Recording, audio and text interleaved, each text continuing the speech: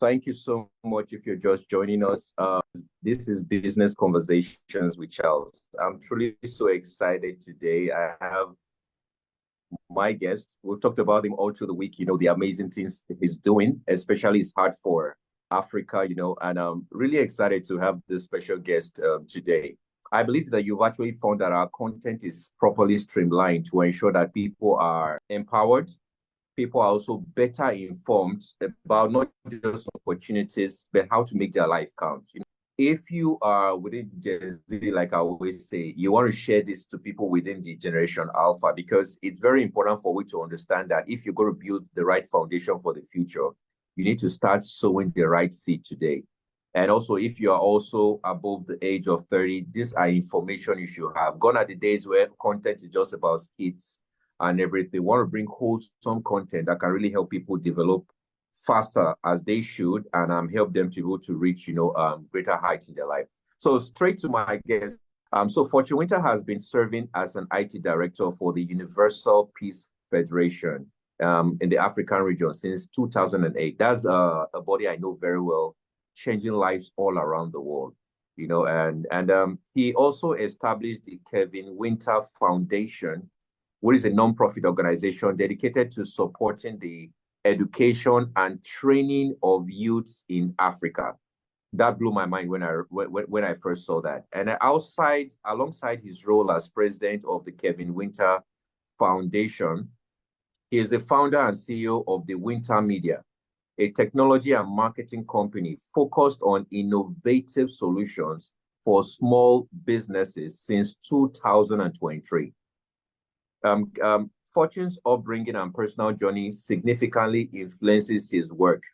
As an entrepreneur, passionate about technology, he is determined to make a positive impact in Africa and the world. So, ladies and gentlemen, this is Fortune Winter. Really so glad and excited to have you. With the heart you have, you've done stuff all around the world. You're helping out in several schemes. I also within the cryptocurrency community as well. We talked about a coin, I think sometime 2 years ago or last year. My thinking is you have this large heart and love for Africa. Why Africa? Well, that's a wonderful question.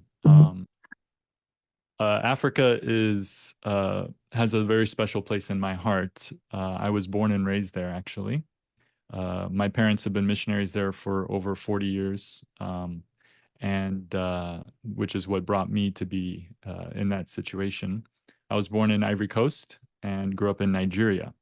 So moved to the US when I was 12, spent most of my upbringing there, and I traveled back and forth a lot. So fundamentally, I have this feeling where I am truly African American in a sense.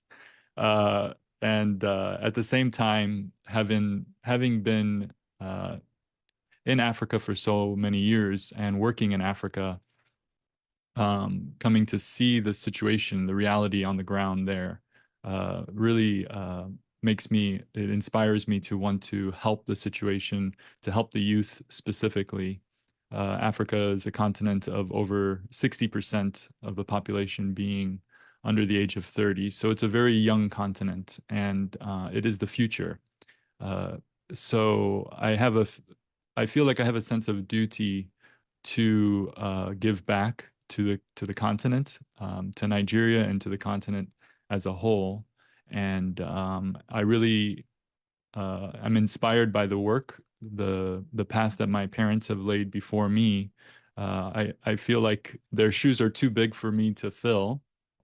Africa, my parents work there, and their dedication there has inspired me tremendously. And so I feel that their shoes are too big for me to fill, but at least I can do my best while I have the chance to give back, to find ways to be able to help my fellow brothers and sisters as I see the population, the youth especially there. And I found throughout the years working in Africa, especially more recently since 2018, working for the Universal Peace Federation, IT director, as well as working from the nonprofit that I started, the Kevin Winter Foundation, and that there is a lot that can be done, and that they have huge potential if they're given the opportunity to be able to make a difference. And so that's I feel is my calling, is to be able to be a big brother in many ways to the generation there. Wow, that's amazing. What are some of the things that you would say you've noticed about the African community? Now, this is very funny why I ask this question, because we have quite 60% under the age of 30. So that's a huge resource. That's a huge market. And right now, we've seen that happen in the music industry, where right now around the world, everybody is beginning to look at the African market for music. They are beginning to look at the African market for media and a lot of things. So it means that beyond that also, I am of the belief that the wealth of our nation is not even the natural resources. We have quite a lot that people don't know about. But I believe that the wealth of the African community is actually the human potentials. And that is a field that's actually vastly untapped. So what has been your experience so far in terms of things you've done to help the the youths, and what you've learned so far within the African market?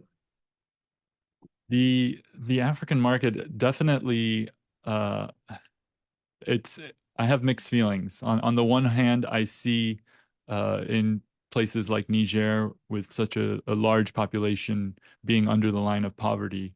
And so there's the feeling from the humanitarian perspective of wanting to help the situation in any way possible, meeting so many people there on the ground who has so much potential, and who's already trying their very best, but due to their circumstances, surrounding them, they are limited in many ways. So there's from one aspect, it's the feeling of wanting to give back, and it's a sense of duty in a sense. And the other aspect is something you mentioned about the human resource potential. I tried to start a business here, for instance, in the US. I tried to launch a business at the end of 2022. And the cost of employment alone was through the roof. It took over like a majority of the investment capital that I had to be able to do that. Whereas when you look at the African market, there is a lot of talented individuals, in many ways even more talented, but more so, more driven in a sense. And when you look to hire someone, really, you look to hire them for attitude and train for aptitude. And the attitude, you can't deny the fact that when you look to the youth and to the African market as a whole, they have the attitude that's necessary to be able to succeed. And they're willing to do anything if you give them the opportunity. They're willing to do anything necessary to be able to accomplish the goals and the objectives of the responsibilities given to them. Amazing, amazing. Now, I believe the majority of what you do is not just situated in a particular country. So do you have strata of things you do in the different places in Africa or the different regions? Yes, we work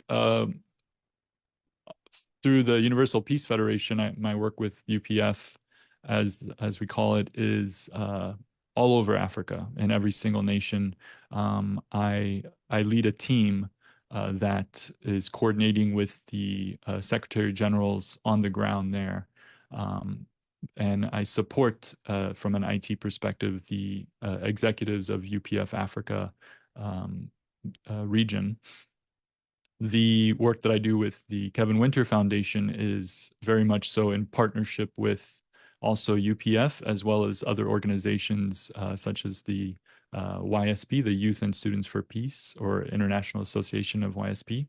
They're on the ground as well in every single nation, as well as other partner organizations. So what we're doing is utilizing Kevin Winter Foundation as a way to train, to create the environment, and give the opportunity for the youth to be able to fill in positions that we're really desperately needing in many ways.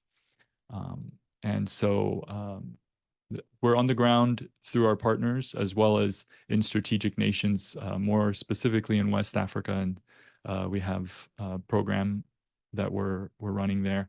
Most of what we do through the Kevin Winter Foundation is, or a large part of it is remote. So it's online training. For instance, right now we have a program teaching computer software development. It's a boot camp, and that's an online boot camp. But we're also partnering to train other programs that are on the ground there in 5 different regions, all the different sectors of Africa. We have a partnership organization that we're working with there. Wow, amazing. Thank you so much. Okay. Yeah, can you hear me still? Yeah, I'm with you I can still. hear you now. So, yeah, now talking about now business conversations. You said something that a lot of people don't know about. Now, I just got to listen to a video where somebody talked about, I think she was living or she's living in the UK, and she said rent in the UK is about $2,500 for a 2-bedroom apartment that she stays in. And I tried to do the maths and discovered that it's quite a whole lot of amount of money. So that means that now that a lot of people are looking towards immigration, like I'm sure you're familiar with the term Japa, being that you are you are also, you understand in Nigerian parlance, So I am of the belief that a lot of people, now it's great to travel. It's great to, we would not be doing what we're doing right now if we've not been able to have a global view, or you've not been able to have exchange programs that could be a blessing to people. But one of the most important thing is I am of the belief that if you ever find yourself anywhere in the world, you want to go there not just armed with the things you're looking for. You want to be armed with the things that people can value and pay you for. Um, and you talked about some of the fabric of the African youth. The African youth is one of the most resilient anywhere in the world. That they say there's no way you go to around the world where you're not going to find an African.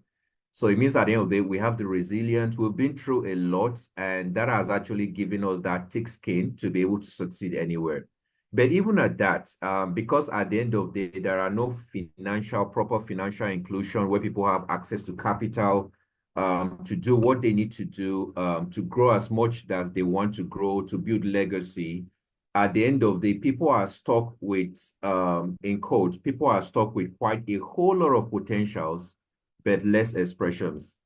So, and I'm privileged also to see what happens in the USP. I've been invited several times, and I really fascinate the amazing job that's done there. I got to even understand recently there are organizations like that. I was one of this was some years ago. I had the privilege of working with somebody with a particular embassy and discovered that they were sending in funds every single year, but Africans or Nigerians were not accessing these funds for maybe grants and other things. So what am I trying to say? That's quite a whole lot of opportunities. You are saying it. I am saying it. I believe that there are still a few communities of people that are saying it. But why do you think the African youth is not saying, why are they not seeing these opportunities? What do you think? Yeah, I think it's and it's the same can be said about anywhere. There is a lack of understanding or education, perhaps, in the uh, tools and the resources available. Myself here, and even in the US, wanting to start a business, um, I was unaware. If it not being for going to business school and being connected through the network there, um, I was very unaware of the different tools and resources, organizations at my disposal. So I think it's very important to seek. Um, the Bible says, "Seek and you shall find." I think if you're really interested, it's to connect yourself. It's important to, for one, I'm getting into a little bit more of the mentorship side of things, but surrounding yourself with the people that you want to be. I think it's Jim Rohn that said that you're the average of the 5 people you spend the most of your time with. So you surround yourself with people. If you want to become entrepreneur, surround yourself. Put an entrepreneur in your internal team, and and talk to these people, talk to the mentor, have a team of mentors. Myself, I could not have been, and I'm still very far from where I would like to end up, but just to get to this point would not have happened if I did not have a team of mentors, people that I surrounded myself with, that I constantly reached out to and asked questions.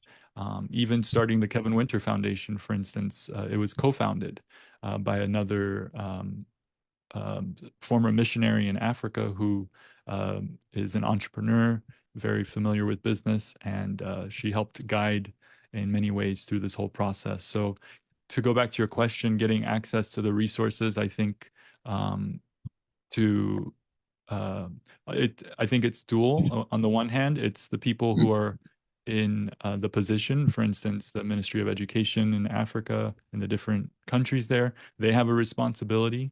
The government has a responsibility to ensure that their citizens are aware and create tax incentives, different things, but encourage them, educate their citizens.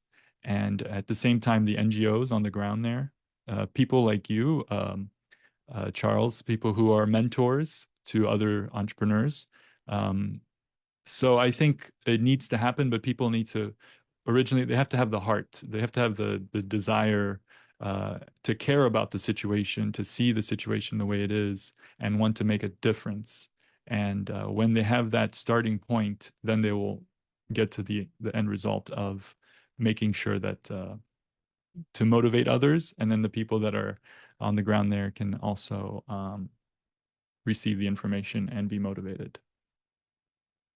Wow, amazing, amazing. Thank you so much for that brief question. Now, if you just joining, I've been with Mr. Kevin Winter and Mr. Fortune Winter, and we've been discussing along the lines of how to harness the opportunities in Africa and why African youth now need to look at opportunity, not just from a village point of view. When I say village point of view, the world is a global village now. But what I'm saying, not from a limited point of view, but from a global perspective. Now, the theme for this meeting is why business. And you and I know everybody needs money. It takes money to be able to, do quite a number of things. And then people need to now understand the importance of money and business. But you have been able to do that from a viewpoint of making money and also being able to give back.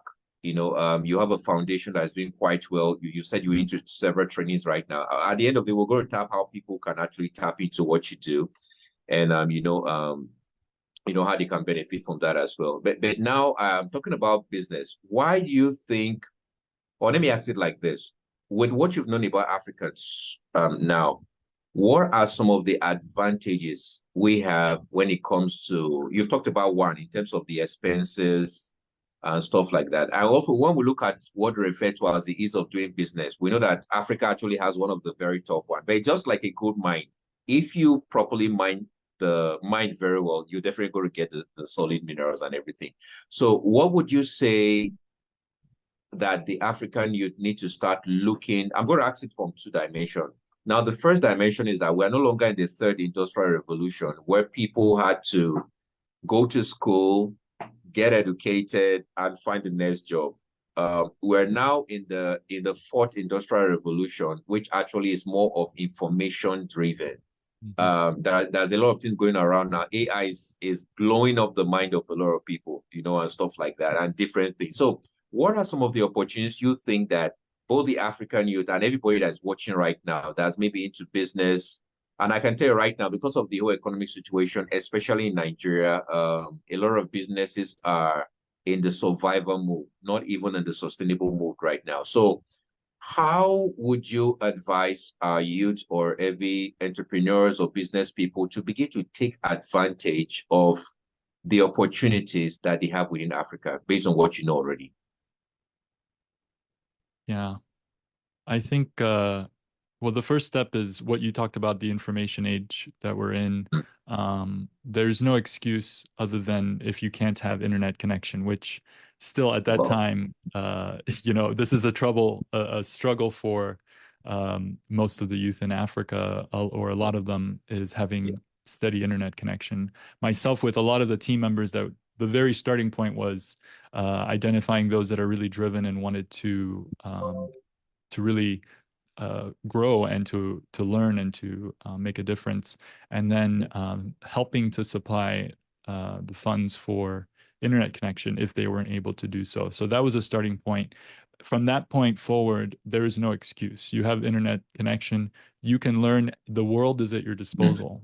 You know, you don't have to go to. I took a course on software development in April this year, and I taught myself something that I've never done before, software development. Within 2 months, I had created a learning management platform for me to be able to utilize. We were saving over $10,000 a year by doing that in our program that we're offering to the youth. So it's about being driven. The African youth, they're driven.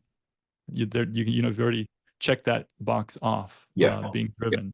So the next box is having the access, having the ability to connect. Once you have that, then they can go anywhere in life with that connection.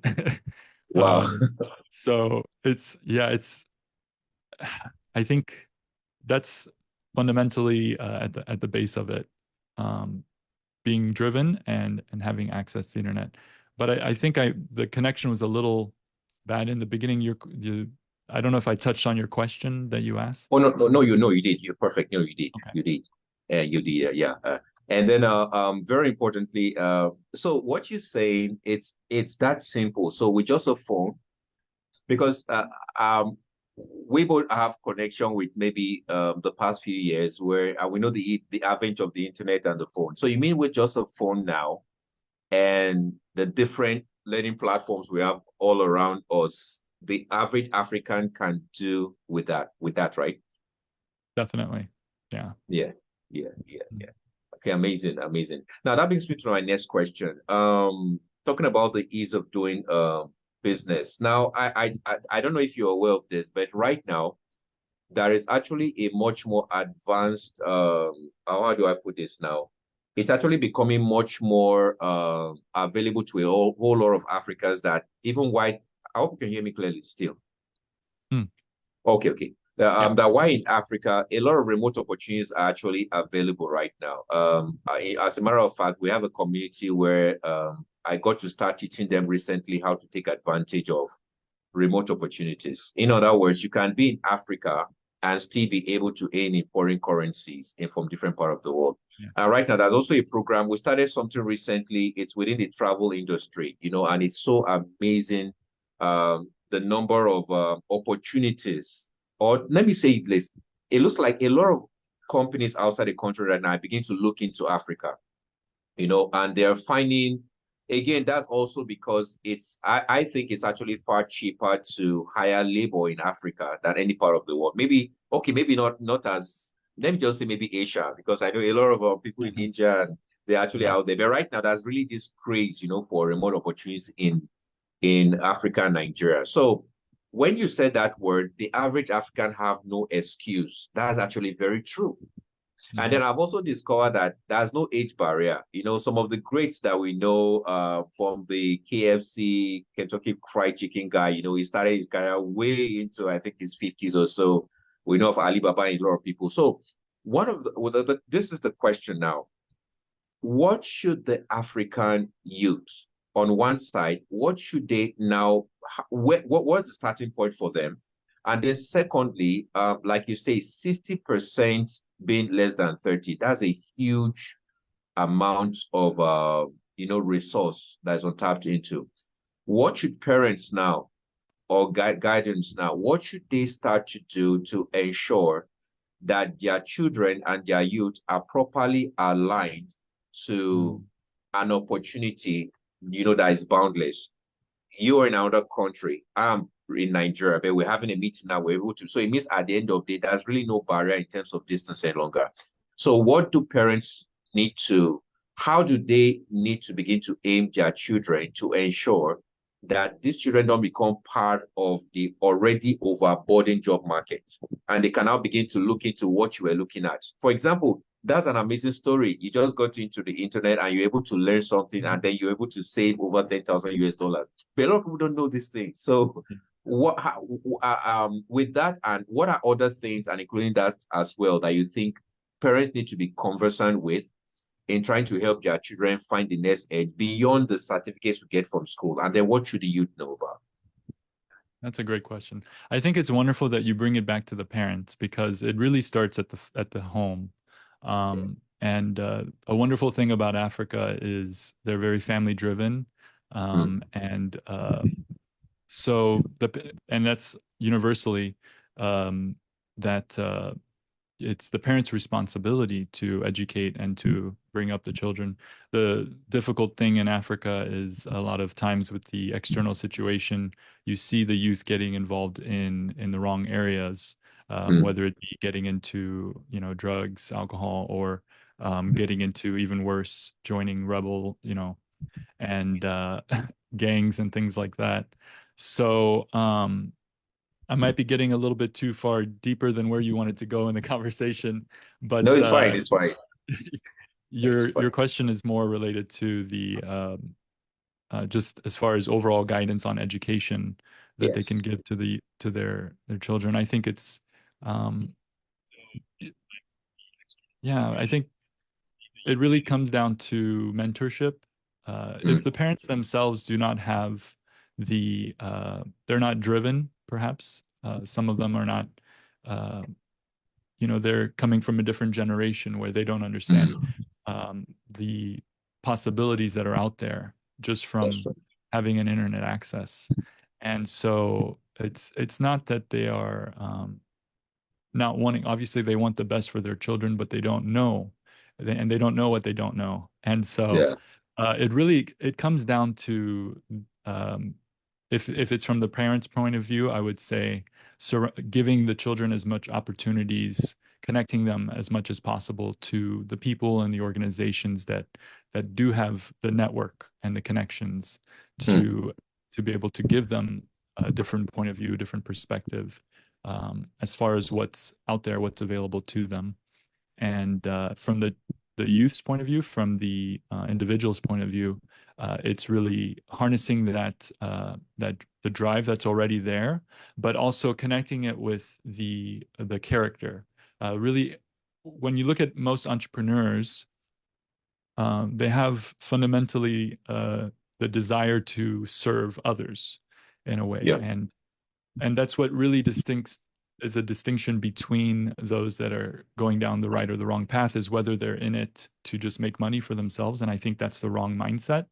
If you're starting out wanting to be an entrepreneur, looking at it only from the perspective of how can I make money, they're not going to be very successful in that, going down that road. But if they think about it, part of my organization's podcast, we have a podcast series as well. And recently we interviewed a Nigerian who's in the AI space, blockchain technology. He's got his own business. And he brought up some very valid points in there. Fundamentally for him, the drive that led him to go down that path was he had a situation that he was thinking, how can I overcome this challenge in my life, in his own life? And then he realized that if he's facing this challenge, there are a lot more people most likely that are also facing a similar challenge. So he decided to create a business that solves that problem. And he realized that it was a problem that when he solved that problem for other people, it became a business opportunity. And as an effect of solving that problem for other people, it solved the problem for himself as well. So you end up getting it full circle. Yes. Wow, that's really amazing. So, and I think I like that last point, because what that also gets to tell me is that sometimes our solution lies in our ability to problem solve. So when you solve one problem from one person, you are likely building a market. And that's actually very funny, because I discovered that's exactly what happened with some of the greats. We talk about Mark Zuckerberg right now. I know in 2021, I know Mark Zuckerberg was around 97 billion US dollars in terms of net worth, but as said yesterday, I checked, I think he was it's over twice that, I think 180 something billion US dollars. But that was an idea that started in a dorm room. So this was not a situation where somebody had to come out there in the open and he was looking for an opportunity and stumbled into Facebook, and today, out of being able to solve something for just a particular subset of people, it has revolutionized how the world's actually run now. Right now, we're live on Facebook, and then we're going to have and then the same thing for, I think it was another person I know very well is Bill Gates, I got to hear very important information that the very moment the first computers landed in his school, that was the turning point. He just fell in love with computers, and today we know what's happening. I looked at Elon Musk, not Elon Musk, Jeff Bezos for Amazon, and discovered that the first tool that he used to start up his stuff was actually a door that was uprooted or something, and used that door. Possibly, maybe he couldn't afford a table or something. But today we know that he's the wealthiest in the world. Now, why is this very important? I'm just trying to look into the potentials we have within the African market. Let me start with Nigeria that I know very well. I know very much that in a market called Alaba Market in Lagos, it's been said that the turnover annually is 4 billion US dollars. And I'm going somewhere with this. And I know also Computer Village. I got to hear, I can't get the word off it, but because of some of the things I do with NGOs, I have these figures. Now, this brings me to a very important thing, because I am a believer in the fact that if you cannot have the resources to start big, then you can dream big, but you can start small. So you touch on a very important aspect, which I think a lot of people don't take seriously, which is mentorship.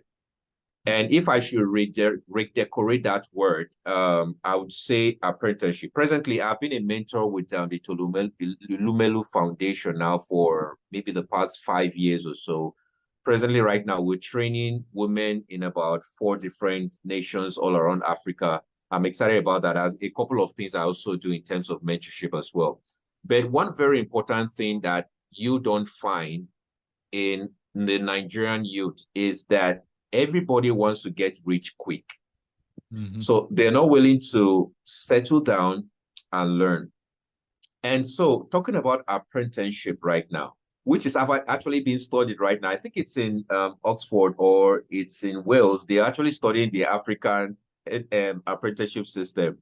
Yesterday, I was opportunity to be in a conversation, in I think a podcast with one of Nigeria's billionaires, Cosmos Maduka. He's the one that owns the Coscharis Motor. So he's big in terms of motor vehicle, and that is a multi-billionaire, but he was someone that started his business with just 200 Naira. I believe you know what Naira is. Yeah. But today he's a multi-billionaire because he was able to grab a vision and run with it. There's another person also I really love very well. I've had the opportunity to, converse with him on several instances, and also seen him do quite a lot of things, by Dr. Stephen Akintayo. We just started, went through the whole challenges, and today he's not just a big name in Nigeria, all around the world is someone that's great, which is a true testament to the fact that you can make it in Nigeria, and we have the resources to make it. So now, I always love the business conversation with Charles, to be able to provide solutions to a lot of people out there. Now, looking at what is happening in Alaba Market, where $4 billion can actually be getting, not from the whole of Nigeria, but just a single marketplace. Then that much also from Computer Village. I've been to a place called Upper Iweka in Onitsha. I've been to Abab. I have seen raw talent. What do you think is the advice to, first of all, make the African youths or African business person to understand that you don't need to break a bank to grow your business? Like years ago, you don't need to go hire a fancy office. As a consultant, I was consulting with somebody one day, and this is a big wig, and all of a sudden they just thought, to start business, let me hire this big office, put a couple of chairs and tables, and even employ people, and you've not started business. So you have been able to build quite a whole lot which I would say little. Just you being able to use your mind, use your brain, you know, and also now being able to tap into quite so much. What would be an easier way outside the schooling system that you would advise, looking into Nigeria, looking into Ghana, into different countries in Africa? What do you think would be the easy things that the average, sorry, it looks like we're asking the question over and over again, but this is a different aspect of it, because we want to now talk about tools and techniques that can actually help the average, because not everybody can go to a business school, you know, Yeah. not everybody will be able to afford, you know, certain mentorship programs. A lot of them are fortunate that I do a lot of my programs free, except when now come to executive programs, we definitely cannot do that for free, you know. So, but what do you think are the tools available that you think the average person in Africa can decide to start up a business with possibly 0% capital and just a willingness to learn from someone else? I think there's several avenues to go about doing that. If it's you know, which is something everybody can do, is freelance. They can start themselves and be their own business owner. And I think that's what the majority of the population, you know, I have quite a bit of contractors that I hire for freelance work in both the organizations that I work with. So, and then going from there, if you want to slowly raise up the capital to be able to start hiring staff, like you said, you don't need having an office. It doesn't mean you have a business. It's having, you know, it's generating sales. It's Yes. offering a product or a service. What it really comes down to, whether you can do that. You can put a sign on your door. You can have, you know, staff, all that stuff. It's not even hiring staff won't do it for you. You have to actually deliver on that product or service. And so, there are different ways to go about it. Once you have the business model down, I think it really comes down to also business planning is very important. A lot of people skip that step. I just helped to give some advice to somebody starting a business in Nigeria, a pig farming business, and the first thing he asked when he talked about it was my input. And I asked him to come up with a business plan. And that was the very first step that we started at. And I gave him a lot of input on that. But I was very surprised to see how well he did in formulating that business plan. So thinking through all the different steps, you might think you have a great idea that you want to start a business on. But once you actually put together the business plan, you think about what's your competition, where you're going to get the resources, everything like that. It might change your opinion on that, and if anything, it will see how motivated you are for sure once you have that in place. And it's a very good starting point also for raising capital. If you want to raise capital, you really believe in your vision. Once you have a very good business plan together and a pitch, you can gain investors to help put together that the resources needed for that business. Amazing, amazing. So quickly, if I should ask a question, what areas do you think, you talk about pig farming right now, what other areas do you think that the average Nigerian business person or entrepreneur now needs to begin to look at? I also don't want to rule out the fact that we also need to communicate to entrepreneurs, people that are within other people's opportunity, but they're not thinking like employees, they are thinking like entrepreneurs. So what do you think are opportunities that people, I don't want to, I think we also want to talk about, you talked about something very, very important, you know, being able to hire contractors. So it means at the end of the day, anybody can serve from any part of the world, you know, once they have the skill set and everything they need to look at. So, baby, let's start it from the part of what are the business opportunities. Why I'm asking this thing, because we still have a lot of parents and guardians. As a matter of fact, this happened to me and I had to write a book about it. But thank God at the end of the day, I was able to find my way out of that, you know.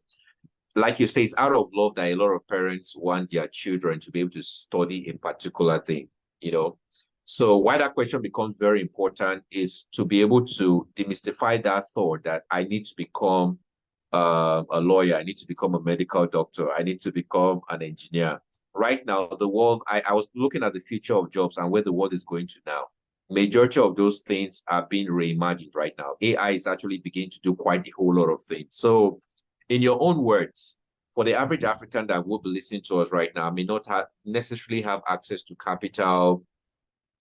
And by the way, let me also add to, because Fortune already said something that was very, very strong. And that thing he said was a business plan. So a business plan is actually one of them. Okay. But right now we're talking about business first. So what business opportunities do you think the average Nigerian needs to start mining for? It really depends. If they're solving a problem, by providing a product or a solution, finding a lot of people tend to want to create a business that doesn't solve or tries to solve a problem that doesn't exist. So really being a listener, going out there and seeing what's in their specific market, depending on where they are. There are if they're not going to do an online business, which is a global thing, it can reach everywhere. But listening, getting input from the people around you, seeing where are the problem solutions. For instance, when my family first went to Africa as missionaries in 1975, they wanted to find they wanted to come up with a business plan or a business to support the activities that they were doing there. And they realized they themselves, this goes back to the comment that I made about my friend from my Nigerian entrepreneur with his business mindset. They wanted a really delicious burger. Coming from America, they wanted a really delicious burger and they couldn't find it. So they said, okay, why don't we create a restaurant? They started with a small kiosk. And slowly it was just, it exploded. Everybody in the area was just loving it. It was lines down the street to get into their business. And so they ended up over the course of, 20, 30 years, I think it was about 10 different restaurants that they started throughout Africa. So it started with them having a problem that they wanted to solve for themselves. Oh, yes. So either that, look for a problem that you're trying to solve in your own life, or look for other problems that you can solve for other people that you know. And that's a really good avenue to go to start into a business idea. But an important thing to also keep in mind, an idea it's not going to do anything unless you can execute. And there are so many great business ideas out there. I think I've heard of some sites where you can go to that has, hundreds of business ideas. Yes. It doesn't mean anything if you can't execute on the idea. So that's what really separates the people who are successful in business from those who just talk about it all the time, is the execution and, going through the hills, the battles, the good, the bad, the challenges of going through starting a business. Amazing. Well, that's really powerful. And sure, your story, if we have to stay for the next 3 hours, I believe that's got so much. I never knew about that part, the chain of restaurant. Well, that's amazing.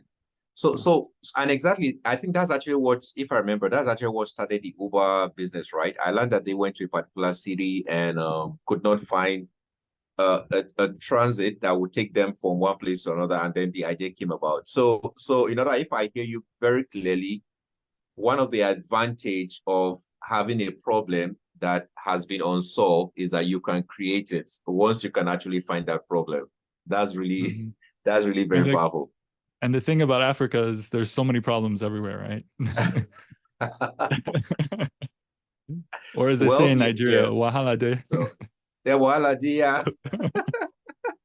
I like that's true. Well, it's just that unfortunately, I was in I had the privilege of being in a TV station recently, and I kept on telling them, I think one of the problem, however, is the fact that I wish we had leaders that can be able to think of the youth and how to exploit this potential.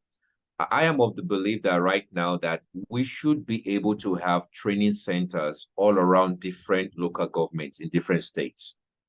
I know the government of Lagos have one or two challenge, or rather they have one or two projects like that in. I think I have been to like in Lagos now. I've been to Surulere. I went to run. I was part of a training with one of the ministries to run a training for. I think it was about 200 entrepreneurs that were into something, but we're just trying to help them, teach them about business planning and a number of things. But that's still little in a country that is housing over 250 million people. So I believe that we need to have training hubs that can actually help the average. How many people are actually going to watch this live? We are hoping and we're praying. We're pushing as much as possible. Thank you, Emmanuel Ajabi. I see the great work you're doing on Facebook. Thank you.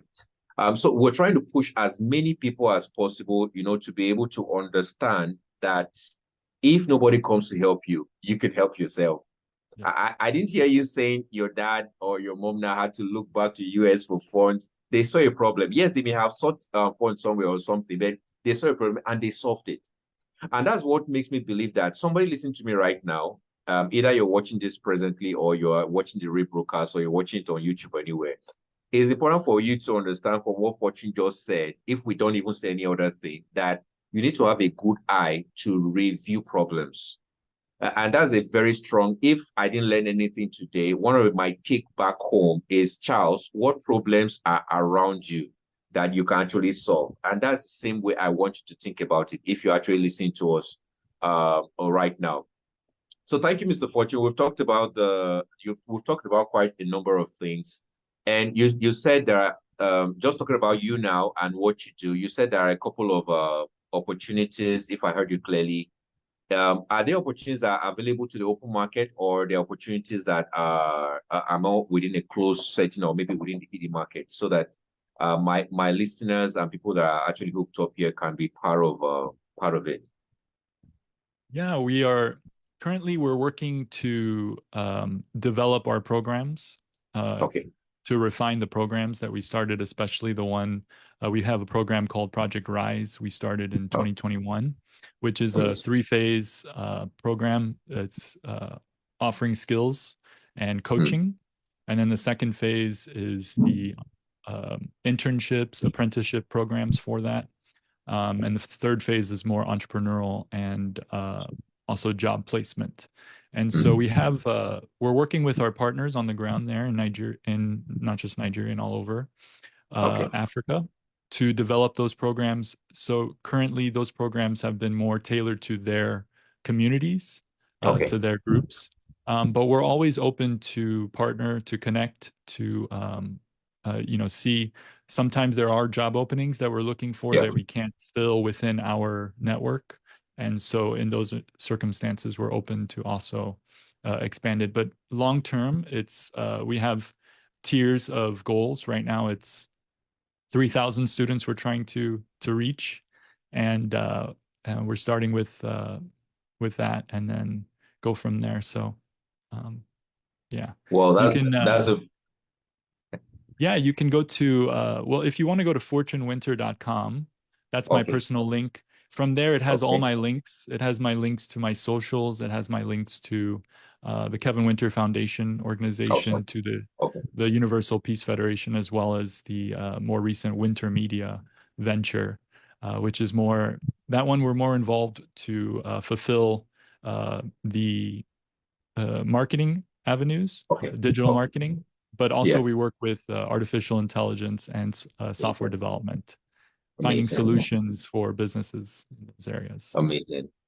Wow, that's amazing. I have quite a number of people that are looking to me for mentorship. We have a community, so I'm going to let them know about this opportunity, and then maybe when we talk on a deeper level, we'll see how we can also plug in to help this, because it's my joy. I have always believed, every time you hear people in the United States talk about the American dream, I begin to wonder, we never hear about the African dream. We never hear about the Nigerian dream. So I am one believer in the fact that we really can build that Nigerian dream. And I'm so happy to know that it's not just few of us that are doing this. that we have people like you also that can also do that. You know, a lot of people, right? Let's say, for example, we have the Tony Olumelu Foundation, you know, and I keep telling everybody, get to be part of that.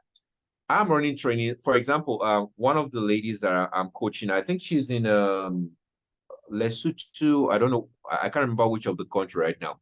I discovered that she has learned green. She's learned how to build a green business.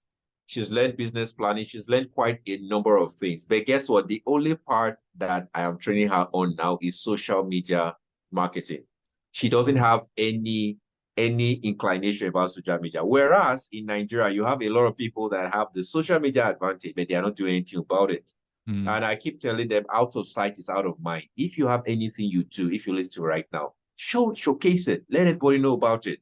It's really going to help.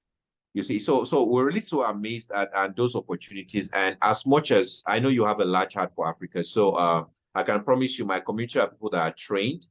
There are people that have learned how to not just understand success, but they have understood significance. I tell them it's rather better to live a life of significance. You'll be remembered forever. If we're going to do something like maybe release a new album right now or do something, it's going to have a lifespan that's not going to last beyond certain years. But I always like to do things where in the next 100 years, people can listen to what we're doing and still be able to tap value from it. And then God, at the end of it, ultimately, God also can be happy that we used our time, our energy, our resource to do, you know, to give back to community.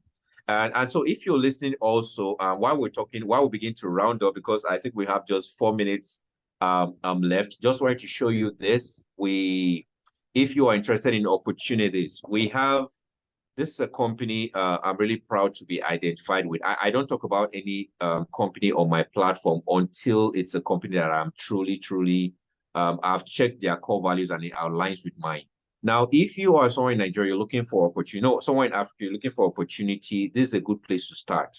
They have an affiliate program right now that is changing, revolutionizing the life of so many people. I don't have time to show pictures. They just finished a meeting recently where different people from all over the world, partners came together, and we also had Nigeria ably represented. I couldn't get I was supposed to be there, but for one or two anomaly, I couldn't make that particular trip. But I had my video played at that event, and it's so proud to be a Nigerian and being able to make a difference, you know, in an European company. So I'm part of what they do, and right now, over 1,000 people are going to be able to earn in foreign currency as you go there. So this is not a rich quick syndrome, please. It's not, I don't do that. But if you have a flair to want to tap into the travel space in Africa, then this is for you.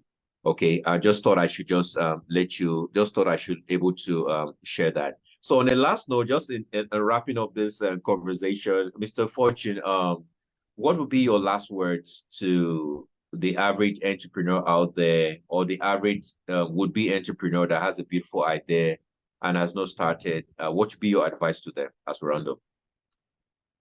I would say to think about the reason why they want to do what they're doing, because the why is going to be the driving force through. It's going to carry them through all of the challenges, which is inevitable in any business venture. You'll have challenges, you'll face, you know, why do you keep moving forward down that path? And so think about your why.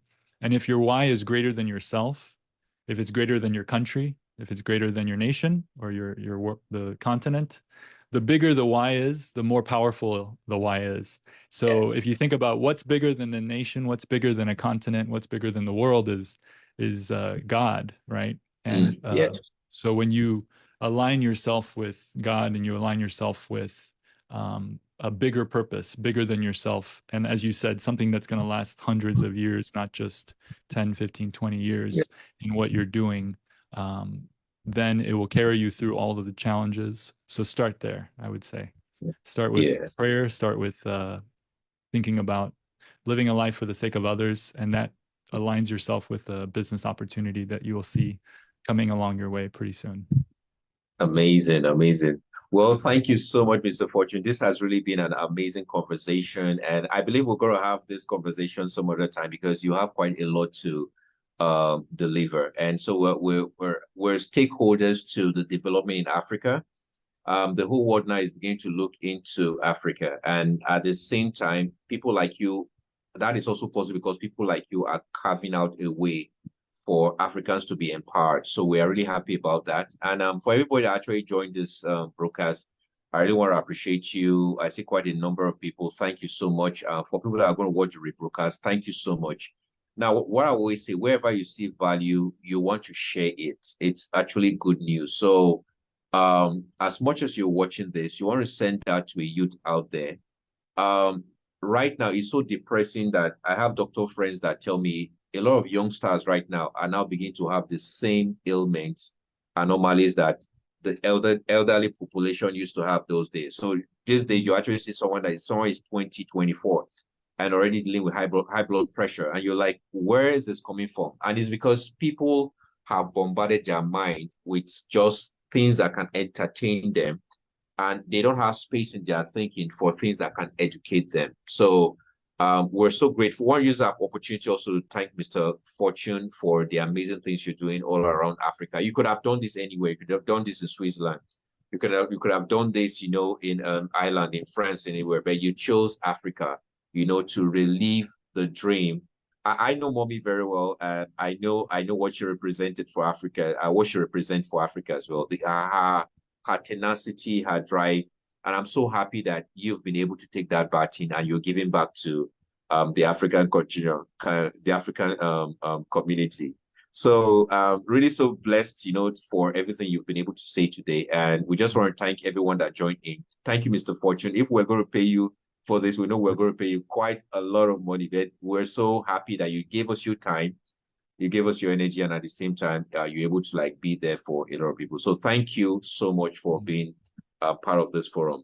So back to everyone on the call. Thank you so much for joining, and we'll call it a wrap. My name is Dr. Charles Ramaseli, and I bring you value every single now and then. So please watch out for another. I think we have another interview. The next interview is likely going to be on the 1st of October. Oh, sorry, on the first Saturday in October, but I'll let you know about that in a bit. So thank you for everyone coming. Emmanuel Ajabi says, thank you, Mr. Fortune. Quite a number of people as well. Thank you so much, and do have a blessed day. Thank you. God bless. You too. Thank you.